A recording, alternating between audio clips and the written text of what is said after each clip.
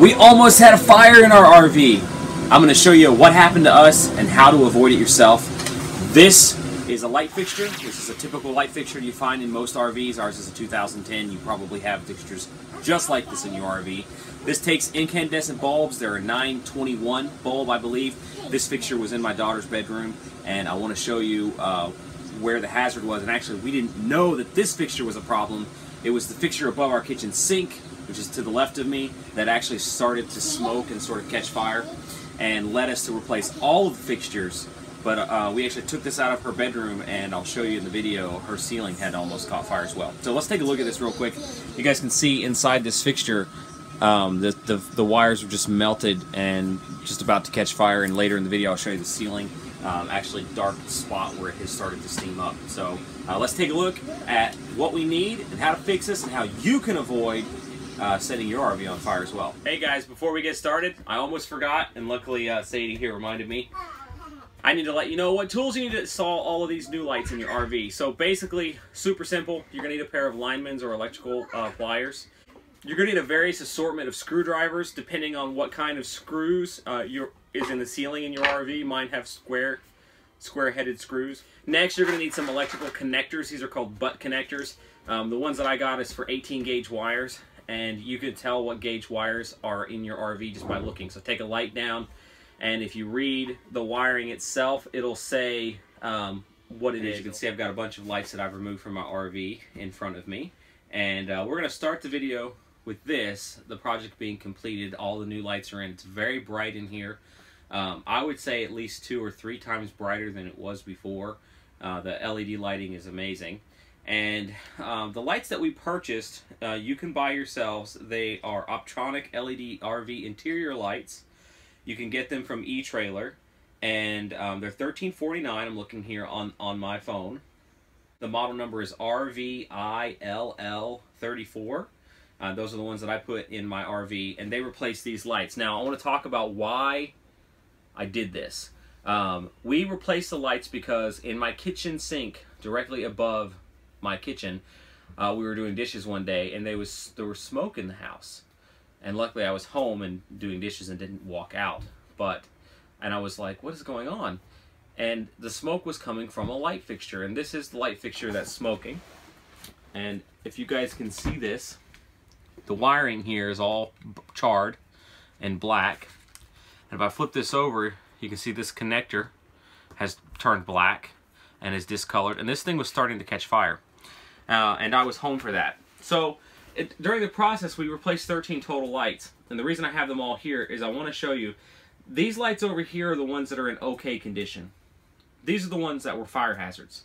So 50% of the lights in my RV could have caught fire.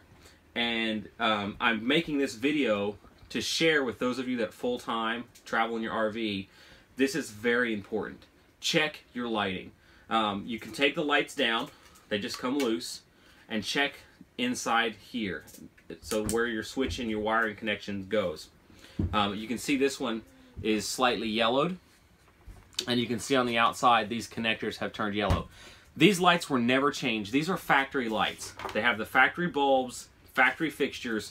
Nothing has been changed, and these lights had almost caught fire. So this is actually one of the better, but it's still damaged. Look at this one. This came from my daughter's bedroom. You can see that light was very close to catching fire. And what makes it worse is inside here, there was sawdust from the manufacturing process. Basically, pre-ready-made tinder, just sitting right inside the fixture. This is the next one. This one's pretty bad too. This came from inside the living room area in the RV. And you can see this fixture was also starting to melt down. And this is the worst one of all. This one, I'm surprised, didn't actually catch fire. This was in the bathroom in the RV, in the ceiling in the RV. And you can see that's in really bad shape. And then the same thing here with the connectors. These are all turning yellow. Basically, these incandescent bulbs, they put out a lot of heat. We have a Cougar. It's a 293 SAB. And these lights are pretty common in Cougars. If you have our Cougars from 2010, you're going to find this type of fixture in your RV. I recommend you replace it. Now, to talk about the cost, it took me 2 hours to do, and it cost about $180 for all the fixtures. And they came with the bulbs pre-installed. They just bolt right up. This is the light bulbs that come. These are 921s that come in these. These get so hot that they will actually burn you if you touch them when you let the cover off. And some of the covers actually started to turn yellow on these over time and crack because of the heat. And I'll show you a picture through the process of the video here in my daughter's bedroom where the ceiling actually tried to catch fire in there. There's a dark patch where it started to burn.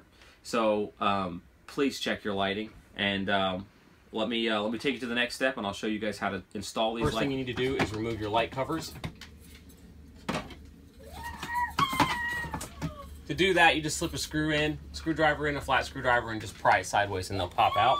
Okay, guys, so the process is the same on the new fixtures, and on the website, you'll actually read there's some negative reviews about removing the light covers, and that's because they didn't know how, so they broke them. So what you're going to do is you're going to take your flat screwdriver, you just slip it into the corner of the fixture in between where the cover and the fixture belongs, and just turn sideways, and that'll pop them out. I'll do the same thing here on this side, and they'll come out like that. Next thing we're going to do, we're going to take the screws out of these fixtures. So it's pretty simple. Usually there's 3 or 4 or 5. It's funny because I found through the manufacture process it doesn't seem like they have an actual quality check or anything, because some of my lights will have 3 screws, some of them will only have 2, some of them will have all 8. So it's been really weird as I go through this process. But you're going to remove the screws, and this is very easy. You don't need to be an electrician, you don't need to be certified in, you know, whatever, mechanics to do this. All right, the next thing you're going to need are a pair of electrical dikes. You can buy these at Lowe's, and I use these channel locks just to get a better bite, and I'll show you what those are for in just a moment. What we're going to do, we're going to clip these 2 wires that are coming into the fixture. So there is power going into these lines. It's 12 volt battery power, DC power. Don't clip them at the same time, and don't let them cross. So the next thing you need to do is strip about a 1/2 inch of insulation off of each wire. Once again, don't let your electrical lines cross. If you're concerned about that, you can disconnect your RV from its power source and also from your backup battery, because these wires don't just get power from the grid, but they're also getting power from your backup battery in your RV, so you can disconnect both. Or you can just be careful and not let these lines cross. So this isn't the type of electricity that can shock and kill you, but it could cause a fire, so you don't want to cross the lines over. Your new fixture is going to come like this, and you'll pull these off. And I found that these are too long, so what I do is I'll twist these, and then I'll shorten them up so they're just about a 1/2 inch. The last thing that you're going to need are some butt splices. They look like this. That's a funny name. And this is what they look like. And the ones that I got are for gauge 22 to 16 because that's the gauge inside my electrical RV system.